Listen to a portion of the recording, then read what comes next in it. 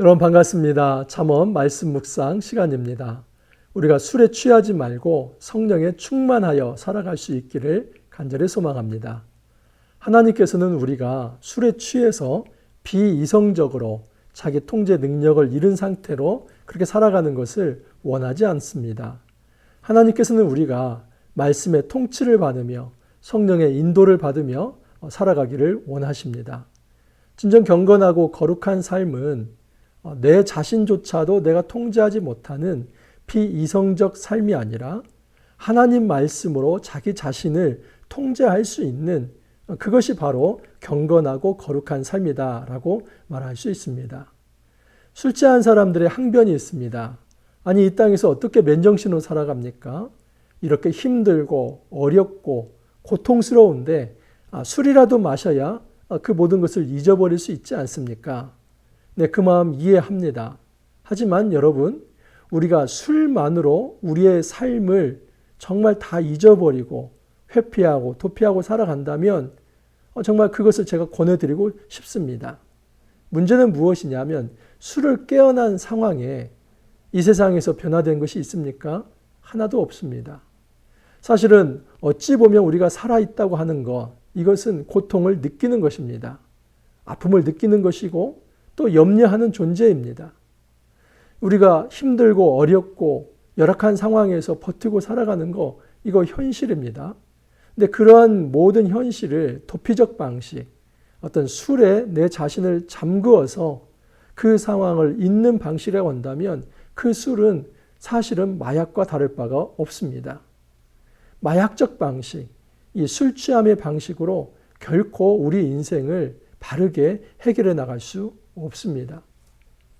여러분, 우리의 삶을 술이 아닌 성령에 충만케 한다면 어렵고 힘든 일들을 조우하면서도 그 어렵고 힘든 상황 속에서도 우리는 바른 길을 찾아갈 수 있습니다. 오늘 말씀을 통해서 술 취함이 아니라 성령 충만함으로 살아가는 것이 어떤 것인지 좀 더 한번 깊이 있게 살펴보도록 하겠습니다. 여러분, 이 단락은 22장 17절에서 24장 34절에 그 지혜자의 가르침, 지혜자의 권면 단락입니다. 이 지혜자의 권면 단락은 10장 1절부터 22장 16절까지의 이제 솔로몬 잠언 이것과는 좀 다릅니다. 솔로몬 잠언 이 부분에 대해서는 굉장히 단편적인 교훈들, 단편적인 격언들이 그냥 툭툭툭 던져졌습니다. 하지만 지금 이 지혜자의 말씀 단락에서는 1장에서 9장처럼 어떤 한 주제를 이제 쭉 이야기하는 그런 모습이 있습니다. 특히 오늘 말씀에 있어서는 이 술에 관한 문제입니다. 그리고 아버지가 아들에게 주는 이 권면 형식입니다. 아버지가 아들에게 기대하는 것은 지혜로운 삶입니다. 15절을 보면 내 아들아 만일 내 마음이 지혜로우면 나 곧 내 마음이 즐겁겠고, 아버지가 어떻게 보면 지금 아이 메시지를 하고 있는 것이죠. 내가 정말 지혜로운 삶을 산다면 내 마음이 참 즐겁겠다. 근데 25절에 보면 내 부모를 즐겁게 하며 너를 낳은 어미를 기쁘게 하라. 자녀가 부모에게 있어서 가장 효도하는 것은 돈을 많이 드리는 것도 아니고 사실은 또 뭐 어떤 많은 은금을 갖다 드리는 것이 아니라 정말 부모에게 효도하는 것은 부모의 마음을 즐겁게 하는 것입니다. 부모의 마음을 기쁘게 하는 것입니다. 자, 그렇다면 어떻게 하는 것이 부모의 마음을 기쁘게 하는가? 이 잠언에서는 정직한 삶이라고 이야기를 합니다. 16절을 보면 만일 내 입술이 정직을 말하면 내 속이 유쾌하리라. 아버지가 하는 얘기입니다. 너가 정직하게 산다면 내 마음이 즐겁겠고 내가 참 마음이 유쾌하겠다, 기쁘겠다라고 얘기합니다. 이 정직이라고 하는 거 우리는 흔히 거짓말하지 않는 거라고 생각합니다. 근데 여기서 이 정직이라고 하는 것은 바른 삶입니다. 공정한 삶, 또 어떤 공의를 추구하는 삶, 이거입니다. 아들에게 이야기하는 건 뭐냐면 선을 추구하라는 것입니다. 악한 길에 기웃거리지 말고 하나님의 말씀에 따라서 그 선한 정도를 걸어간다면 내 마음이 참 기쁘겠다라고 이야기를 하는 겁니다. 그래서 17절에 이렇게 이야기합니다. 내 마음으로 죄인의 형통을 부러워하지 말고 항상 여호와를 경외하라. 여러분 이 죄인의 형통을 부러워하는 것 이것과 정직한 삶이 대조가 됩니다. 다시 말해서 정직한 삶이라고 하는 것은 죄인의 형통을 부러워하는 것이 아니라 의인의 길을 걷는 것, 바른 길을 걷는 것, 선한 길을 추구하는 것, 이것이 바로 정직한 길이다라고 얘기를 합니다. 여러분이 사람이 하나님 앞에서 정직하다고 할 때 항상 어떤 배경에서 쓰이냐면 하나님을 경외하고 하나님을 경배할 때 이 단어를 씁니다. 그렇기 때문에 17절에서 내 마음으로 죄인의 형통을 부러워하지 말고 항상 여호와를 경외하라 이렇게 말씀을 하는 겁니다. 죄인의 형통을 부러워하는 것과 여호와를 경외하는 것이 왜 이렇게 평행을 이루어야만 하는가? 여러분 사실은 우리가 비교의식에 빠져서 살아가는 것, 이것은 자기를 파멸시키는 겁니다. 가장 무서운 것은 무엇이냐면 비교를 하는데 악인의 삶과 내 자신을 비교합니다. 그래서 악인의 형통, 저 사람은 악한 방법을 쓰지만 저렇게 형통한 삶을 살아간다면 나도 한번 이런 수단과 방법을 좀 무엇이든지 그걸 좀 통해서 뭔가 좀 풍요롭고 또 저 악인의 어떤 형통처럼 뭔가 좀 이렇게 부자가 되고 또 어떤 높은 위치에 올라가고 뭔가 이 세상에서 좀 떵떵거리면서 한번 잘 살아보겠다. 이런 유혹에 넘어가는 거, 이게 어디에서 생기냐면 여러분 이것은 건강하지 못한 자아상에서 생깁니다. 건강하지 못한 자아상은 항상 자기 자신을 누군가에게 비교합니다. 근데 여러분 비교할 게 따로 있죠. 내가 지금 의인의 길을 걷기 때문에 그 좁은 길을 걷기 때문에 때로는 고난이 있고 어려움이 있는 것은 하나님께서 정말 상으로 갚아주실 것입니다. 이것은 우리가 비겁한 삶을 사는 것도 아니고 어떤 비굴한 삶을 사는 것도 아니고 또 어떤 누추한 삶을 사는 것이 아니라 하나님이 인정할 만한 칭찬받을 만한 삶입니다. 그러므로 이것 자체가 고귀하고 가치가 있습니다. 근데 당장의 현실에 어떤 이 안락하지 못한 이거 하나만을 보면서 악인의 형통을 부러워한다면 하나님께서 정말 기뻐하시지 않을 것입니다. 우리가 하나님 경외를 놓칠 때 사실은 악인의 형통이 부러워집니다. 역으로 말하면 우리가 하나님을 경외하고 하나님과의 관계가 바로 서 있다면 우리는 건강한 자아상을 가지고 결코 악인의 형통이 부럽지 않습니다. 악인의 형통을 오히려 정말 직시하면서 지금은 저 사람이 잘 나갈지 모르지만 저런 악한 행동 끝에 오히려 하나님의 심판이 있기 때문에 두려운 것이다 하는 것을 알게 됩니다. 그러므로 우리가 다른 사람과 나 자신을 비교하기 전에 먼저 점검할 것이 하나 있습니다. 하나님과의 관계가 바로 되어 있는가? 하나님과의 그 관계성 속에서 주님을 경외하는 이 진실함과 경건의 자세, 거룩의 자세가 있다면 사실은 이 악한 사람들과의 비교가 아니라 오히려 하나님 안에서 자족감을 누리고 가치를 누리며 살아갈 수 있습니다. 그러한 사람에게는 정령이 내 장래가 있겠고 내 소망이 끊어지지 아니하리라 합니다. 장래라고 하는 것은 끝을 의미하죠. 내 끝이 참으로 좋을 거라는 겁니다. 내 끝이 소망이 있을 거라는 겁니다. 여러분, 우리가 힘을 내길 바랍니다. 하나님을 경외하다가 이 복음에 합당한 삶을 살아가다가 고난을 당할 때 그것을 수치로 여기지 않기를 바랍니다. 오히려 그것을 영광으로 생각하며 하나님께서 그 장래에 마땅히 갚아주실 것, 하나님께서 구원으로 응답해 주시고 우리의 삶을 영원한 생명으로 인도하실 그 소망 안에서 우리 하루하루의 삶을 이겨낼 수 있기를 바랍니다. 내 아들아 너는 듣고 지혜를 얻어 내 마음을 바른 길로 인도할지니라. 그래서 지금 16절에서 말하는 내 입술이 정직을 말하면 이것은 선을 추구하는 바른 길을 걷는 것이다 하는 것을 알 수 있습니다. 22절에서도 계속 말씀을 합니다. 너를 낳은 아비에게 청종하고 내 늙은 어미를 경히 여기지 말지니라. 진리를 사되 팔지는 말며 지혜와 훈계와 명철도 그리할지니라. 이 부모를 공경하라는 거죠. 부모를 무시하지 말라는 거죠. 근데 단지 이것은 유교적 관점에서 이 부모를 좀 존중하라 이런 게 아니라 부모가 하는 그 말씀에 귀를 기울이라는 겁니다. 이스라엘 사회에서 부모는 하나님의 대리 통치자입니다. 하나님께서 부모를 통해서 자녀에게 말씀을 전달했습니다. 오늘날은 이 교회 조직이 있어서 이 교회를 통해서 말씀이 전달되지만 그 이스라엘 사회에서는 이 부모가 이 3, 4대의 대가족을 이끌면서 그 자녀들에게 하나님의 말씀을 전달하는 중요한 사명을 감당하고 있었습니다. 그래서 이 부모의 권면, 너가 하나님 앞에서 바로 살아라. 하나님 말씀 앞에 바로 살아라.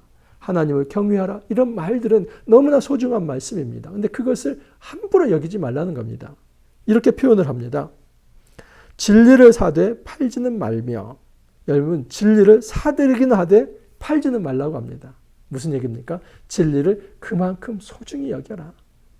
이 진리라고 하는 것은 하나님 말씀이죠.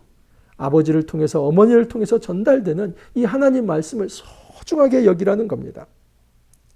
의인의 아비는 크게 즐거울 것이요. 어떨 때 즐겁다고 했습니까? 16절에 보면 내 입술이 정직을 말하면 내 속이 유쾌하리라. 다시 말해서 이 아들이 바른 길, 정직한 길을 걸어가면 그것만큼 부모에게 있어서 큰 기쁨은 없다는 것입니다. 지혜로운 자식을 낳은 자는 그로 말미암아 즐거울 것이나 내 부모를 즐겁게 하며 너를 낳은 어미를 기쁘게 하라. 내 아들아 내 마음을 내게 주며 내 눈으로 내 길을 즐거워할지니라. 내 마음을 내게 달라. 내 눈으로 내 길을 즐거워할지니라. 이 말은 마음과 눈을 지혜의 말씀에 주목해 달라는 겁니다.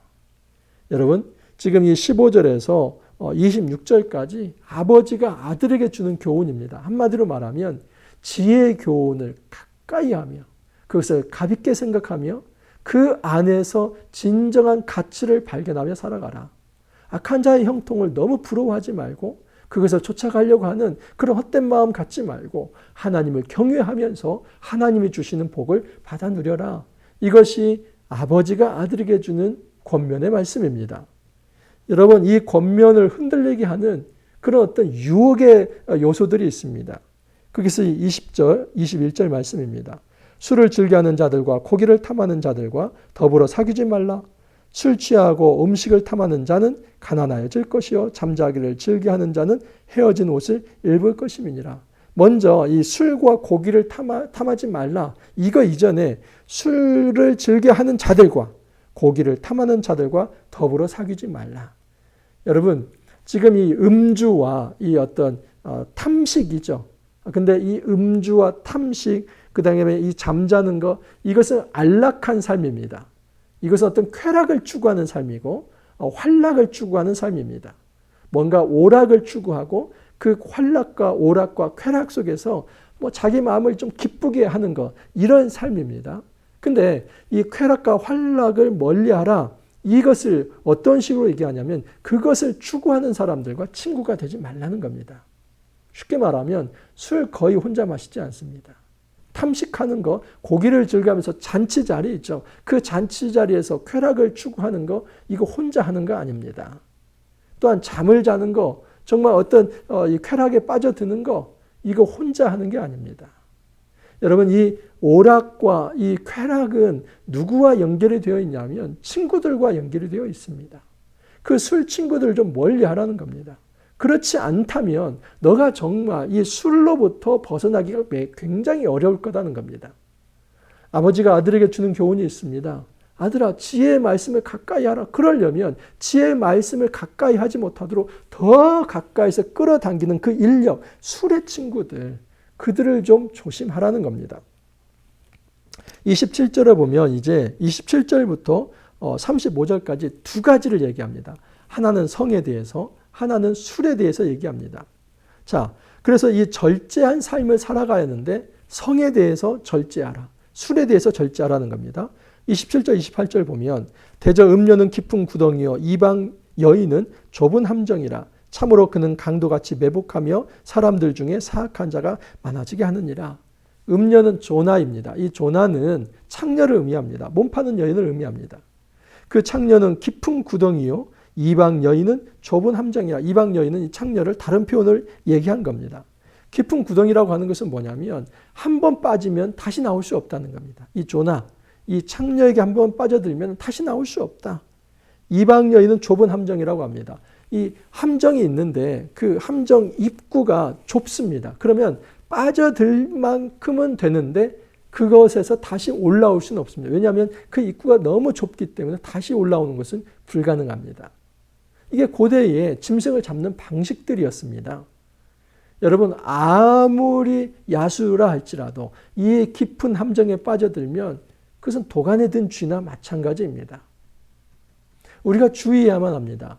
이 성적인 타락에 대해서 우리는 너무나 쉽게 생각합니다. 안이하게 생각합니다. 이것은 뭐 이제 인생 살아가면서 즐길 수 있는 것이다. 심지어 그 성해방을 이야기하는 사람들은 이게 무슨 죄가 되냐. 그것을 윤리적으로 판단해서는 안 된다. 오히려 우리가 실존으로서 사람의 사람됨, 그것을 증명할 수 있는 가장 좋은 것은 이 성해방이다라고 이야기를 합니다. 속지 마십시오.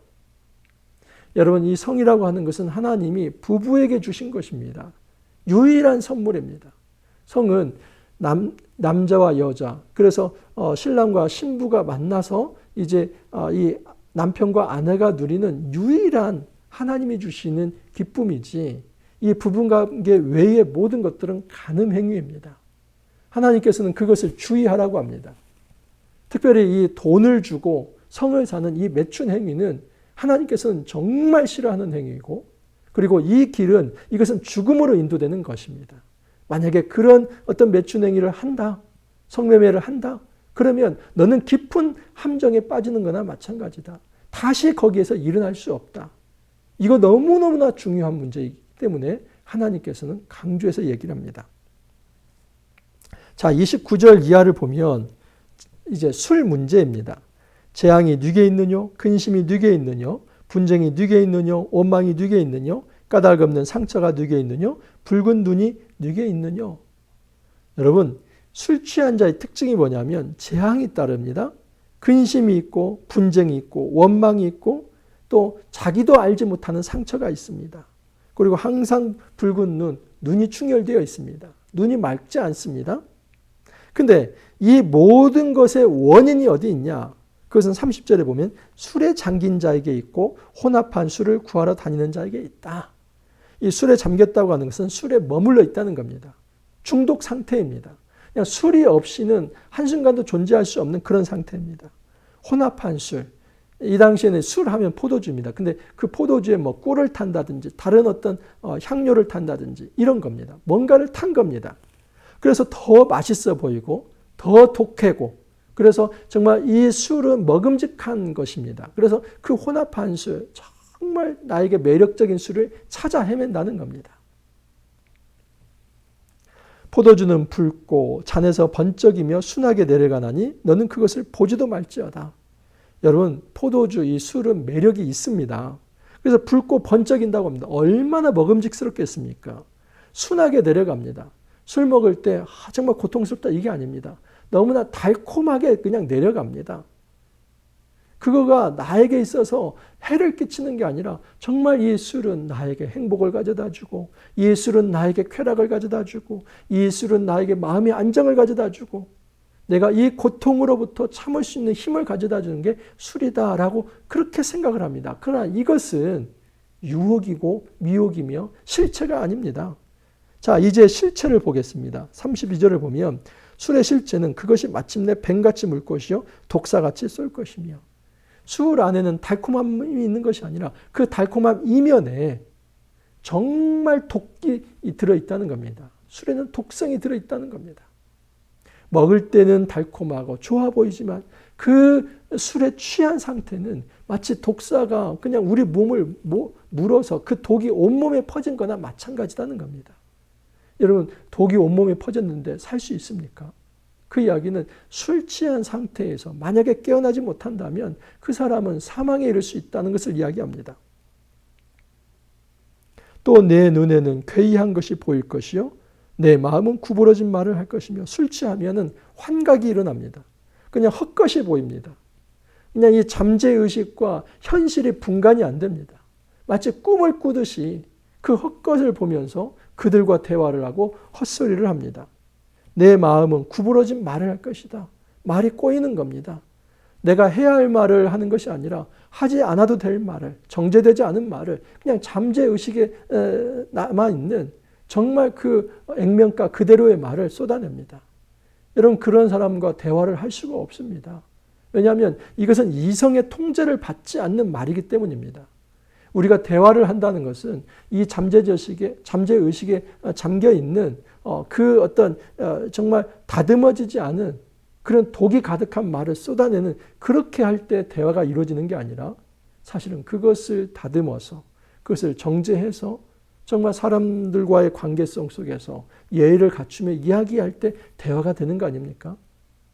그래서 이 술 먹은 후에 말하는 것은 전혀 이 이성으로 통제되지 않는 그 무분별한 말이다 하는 것을 알 수 있습니다. 34절을 보면 너는 바다 가운데 누운 자 같을 것이요 돛대 위에 누운 자 같을 것이며. 바다 위에 누운 자, 여러분 바다 위에 누웠다고 한번 생각을 해보십시오. 그냥 뭐 배영을 하듯이 누워 있습니다. 편안하다. 얼마나 버틸 수 있겠습니까? 그냥 바다 밑으로 빠져들어도 내가 죽는 줄도 모른다는 겁니다.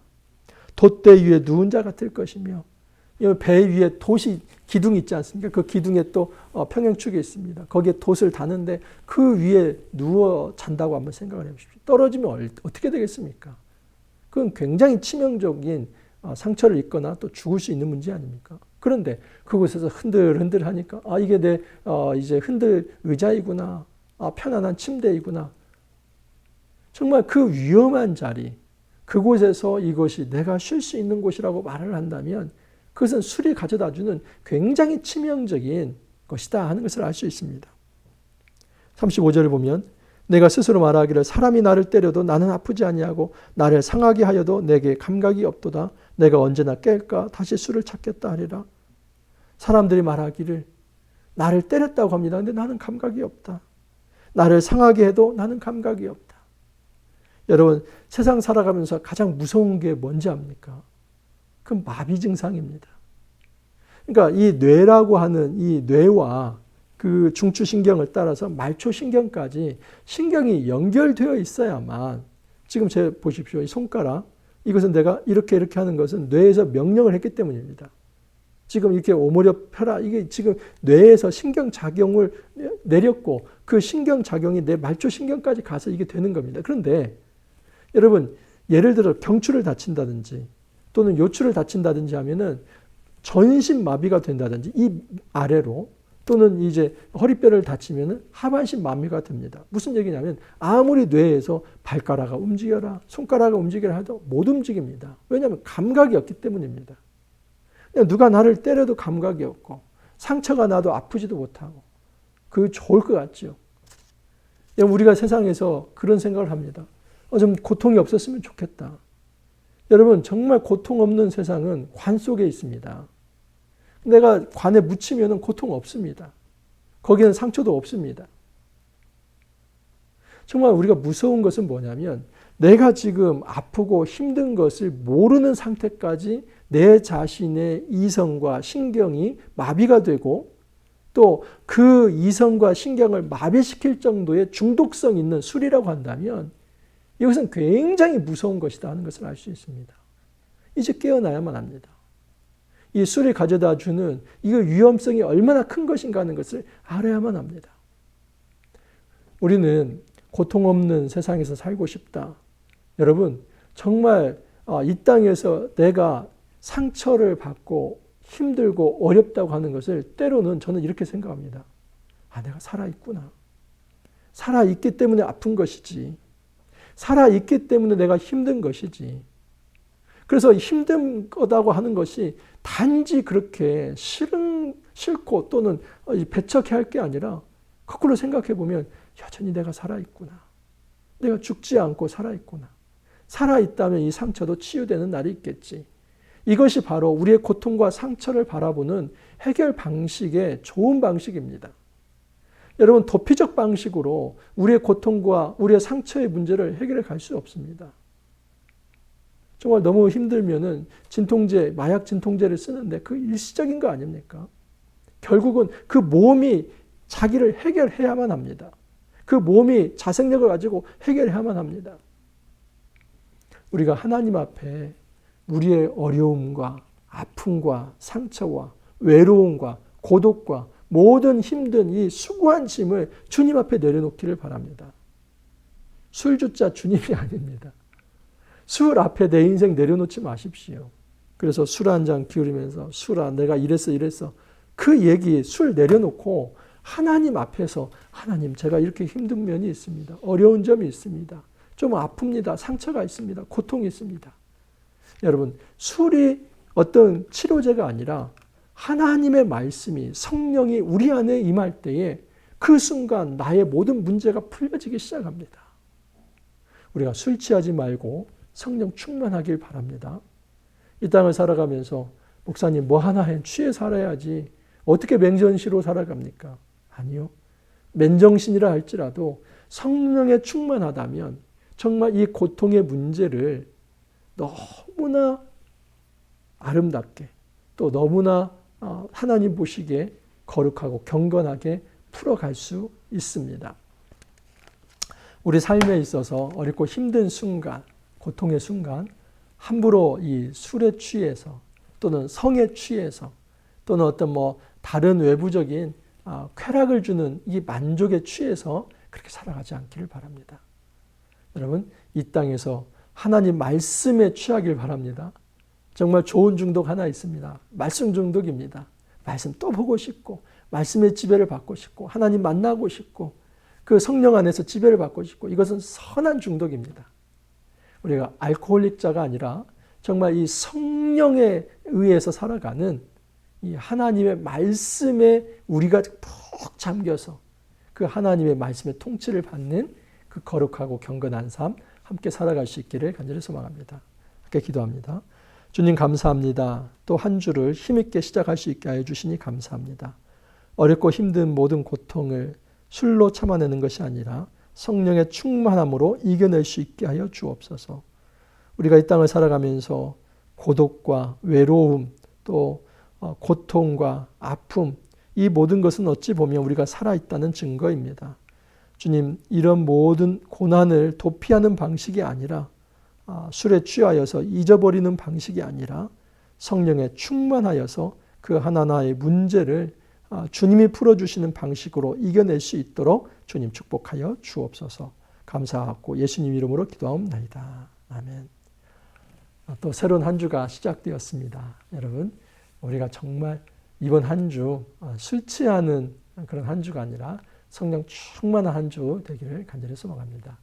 여러분 하루 화이팅 하시고 내일 또 찾아뵙도록 하겠습니다. 감사합니다.